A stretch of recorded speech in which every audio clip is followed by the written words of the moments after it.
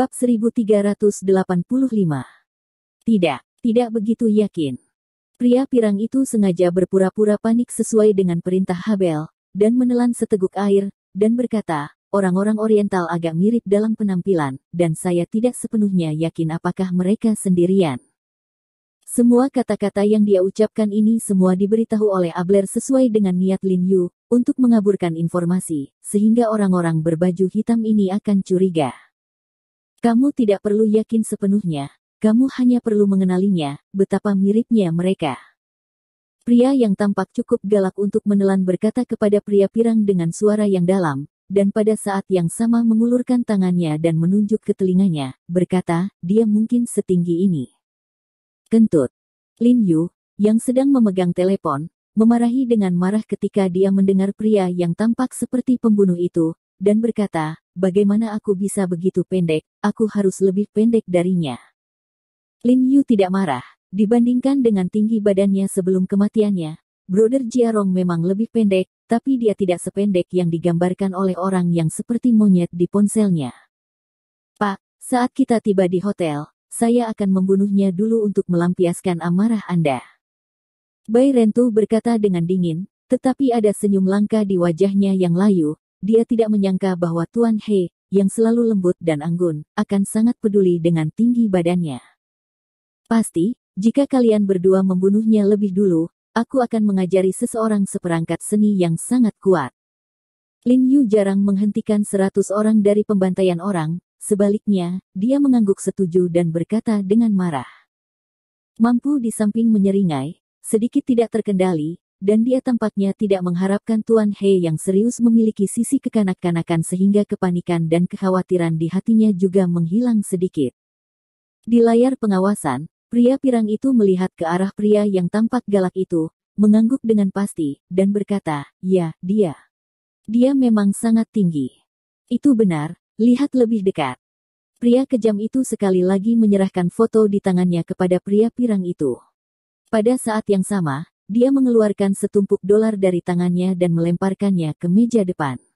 Dia berkata dengan suara yang dalam, jika informasi yang Anda berikan benar, uang itu milik Anda. Pada saat ini, pria kejam itu terlalu malas untuk berpura-pura, dan langsung menggunakan uang untuk memikat manajer agar mengungkapkan perasaannya yang sebenarnya, dan dia pikir informasi kali ini kemungkinan besar benar, dan He Jiarong tinggal di hotel ini. Karena mereka hampir selesai mencari semua hotel di Los Angeles, akan aneh menemukan He Jiarong lagi. Saya tidak berani mengatakan bahwa saya bisa 100% yakin, tetapi kesamaan penampilan mereka setidaknya 60 hingga 70%. Pria pirang itu melihat foto-foto di telepon dengan hati-hati sebentar dan mengangguk dengan hati-hati. Pria keji itu menjilat lidahnya dengan kegirangan, dan terus bertanya, dia tinggal di kamar mana? Apa dia sendirian? Pria pirang itu tidak terburu-buru menjawab, tetapi melihat uang yang ditempatkan di meja depan dan menelan dengan rakus. Jangan khawatir, itu semua milikmu. Pria jahat itu berkata dengan suara yang dalam, dan kemudian mendorong uang itu ke arah pria pirang itu.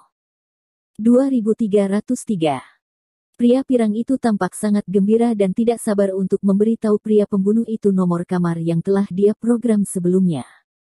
Pria keji itu menyipitkan matanya sejenak, lalu terus bertanya, berapa banyak teman yang dia bawa? Saya tidak tahu tentang ini. Pria pirang itu menggelengkan kepalanya dan mulai berpura-pura bingung seperti yang dikatakan Abel padanya. 2303. Pada saat ini, rekan di belakang pria pembunuh itu berjalan dengan tergesa-gesa di belakang pria pembunuh itu, dan berkata dalam bahasa Inggris dengan sedikit kegembiraan, hebat. Setelah mencari sekian lama, akhirnya aku menemukan anak ini, lalu kita akan naik dan menyelesaikannya sekarang. Di atas pasti akan dihitung sebagai pekerjaan teratas kami. Idiot, apakah kamu berbicara dalam mimpi?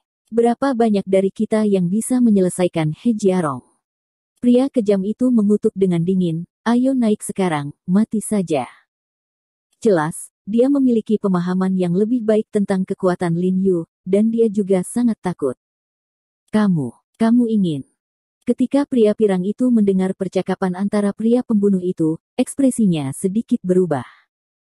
Jika kamu tidak ingin menimbulkan masalah, anggap saja kamu tidak tahu apa-apa. Pria kejam itu memelototi pria pirang itu dan berkata dengan suara dingin, "Jangan khawatir, kami telah menyapa kantor polisi setempat. Setelah masalah ini diselesaikan, seseorang akan menanganinya, dan kamu tidak akan pernah terlibat. Anda harus melakukan pekerjaan Anda secara normal."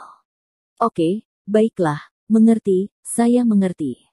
Pria berambut pirang itu dengan sengaja berpura-pura bingung dan mengangguk berulang kali. "Beri aku kartu kunci 2303.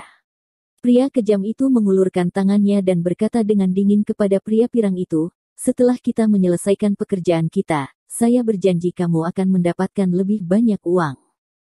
Pria pirang itu tidak berani berbicara, dia mengeluarkan kartu kunci dari laci dengan wajah ketakutan dan menyerahkannya kepada pria jahat itu. Pria jahat itu mengeluarkan ponsel dari sakunya saat ini, memutar nomor, dan mengatakan sesuatu dengan suara yang dalam, seolah-olah dia sedang memanggil seseorang. Ikannya sudah ketagihan. Mata Lin Yu tiba-tiba menajam, dan dia berkata dengan suara yang dalam, "Pergi." Ketika dia mengatakan bahwa dia berbalik dan berjalan cepat keluar, Bai Rentu dan Kui Mulang juga menyentuh peralatan mereka sendiri dan keluar dengan cepat bersama Lin Yu. "Tuan He, hati-hati, hati-hati." Ekspresi Abel menegang, dan dia bergegas keluar, berteriak ke arah belakang Lin Yu dan yang lainnya, melihat Lin Yu dan yang lainnya masuk ke dalam mobil dan pergi. Karena Villa Abel tidak jauh dari hotel tempat para penjahat dan geng itu berada, dan Lin Yu telah mendesak pengemudi untuk mempercepat, jadi hanya dalam waktu setengah jam, Lin Yu dan yang lainnya bergegas ke pintu hotel. Namun, ia tidak buru-buru masuk. Sebaliknya, ia meminta sopirnya untuk memarkir mobilnya secara diagonal di seberang pintu masuk hotel dan duduk di dalam mobil sambil memperhatikan gambar lobi hotel yang terpampang di telepon sambil memperhatikan situasi di sekitar hotel. Pada saat ini, sebuah taksi melaju dengan cepat dari salah satu ujung jalan, dan kemudian melompat turun dari mobil 4 pria berpakaian olahraga hitam, semuanya berwajah timur, melirik dengan waspada, dan kemudian bergegas masuk hotel. Ini sudah gelombang keempat. Lin Yu menarik kembali pandangannya dan menjatuhkannya ke layar ponsel di tangannya pada saat ini, di samping pria pembunuh di aula, lebih dari selusin pria dalam pakaian olahraga hitam berkumpul, ditambah beberapa pria pembunuh. Ada lebih dari 20 orang. Meskipun mereka sangat mencolok bersama, tetapi untungnya, tidak ada pengunjung di aula saat ini. Tak lama kemudian, mobil hitam lain melaju dengan cepat dan berhenti tepat di pinggir jalan. Kemudian 5 orang pria berbaju ketat hitam turun dari mobil. Mereka juga berwajah oriental. Setelah keluar dari mobil, mereka melihat sekeliling dan bergegas dengan cepat masuk ke hotel. "Tuan, mereka mendapatkan lebih banyak orang."